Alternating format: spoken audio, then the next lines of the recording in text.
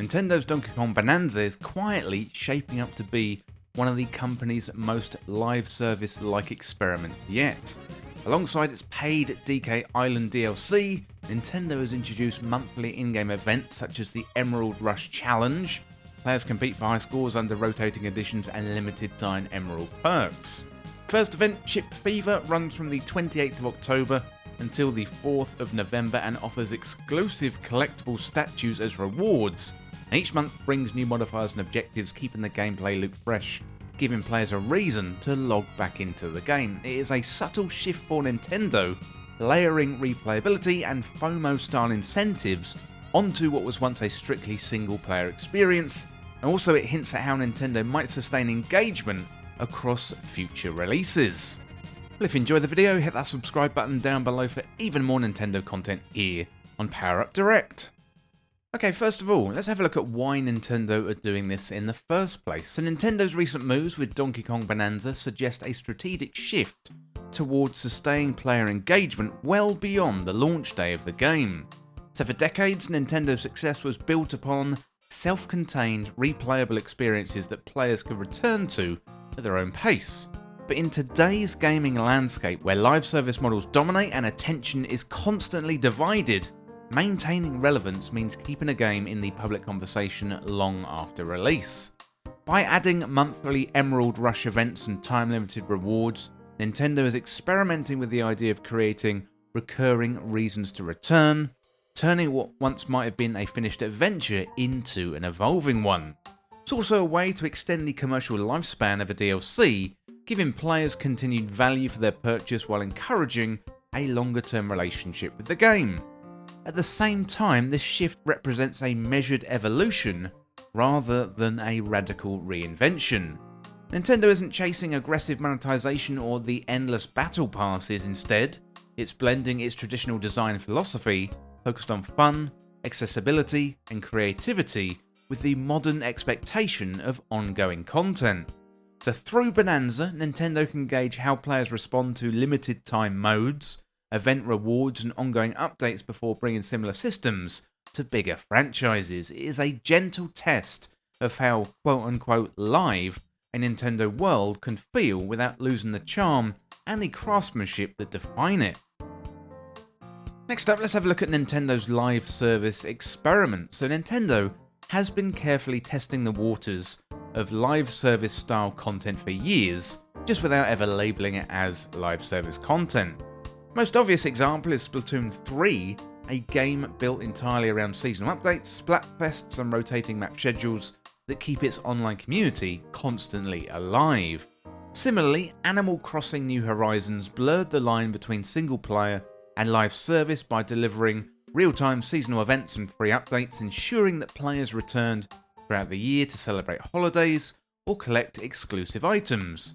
These weren't framed as live services, but they functioned in much of the same way, encouraging long-term play through recurring content cycles. Even Nintendo's competitive and sports titles followed this pattern, so Mario Strikers Battle League, Mario Tennis Aces, and Mario Golf all launched with limited rosters, later expanded through free character updates and new modes, designed to keep player engagement high. Meanwhile, Super Smash Bros. Ultimate and Mario Kart 8 Deluxe took the paid DLC route, releasing waves of new fighters and tracks and characters over several years, effectively becoming live platforms supported by dedicated online communities.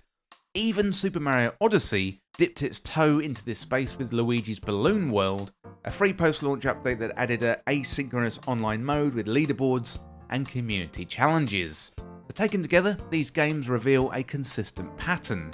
Nintendo has been quietly learning how to extend the life of its titles through ongoing updates, player interaction, and a steady stream of new content, all without compromising their traditional design ethos.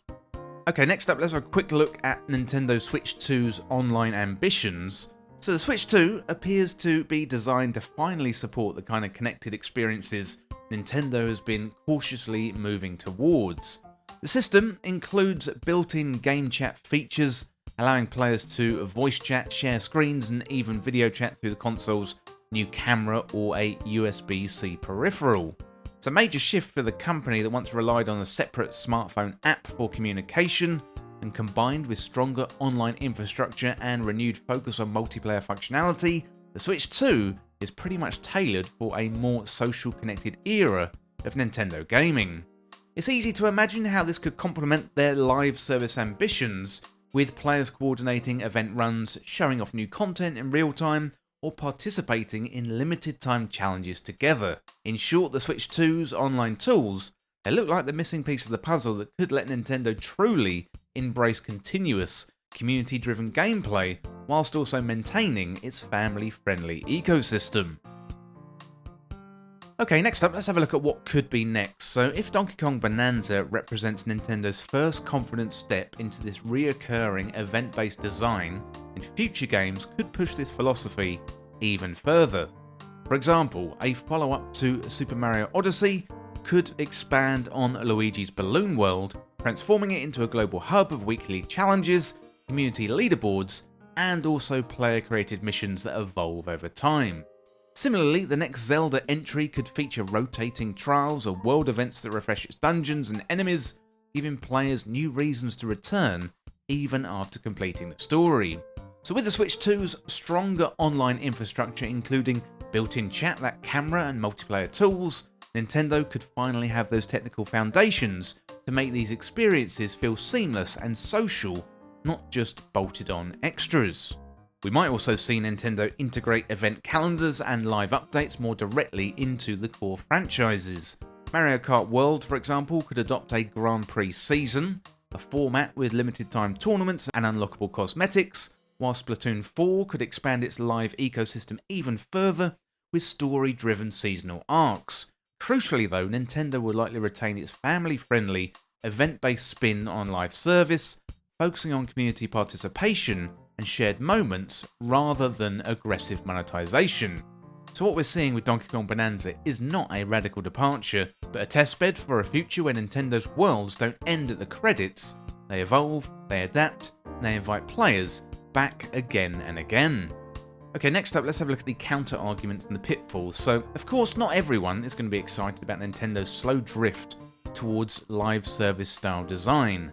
Fans are already wary of the FOMO-driven events and DLC-gated content, especially when limited time rewards appear locked behind paywalls.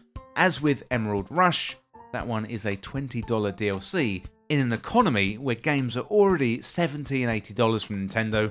That is quite a high price to pay. There's also a risk that Nintendo's signature polish and accessibility could suffer if constant updates or competitive loops begin to dominate the design priorities.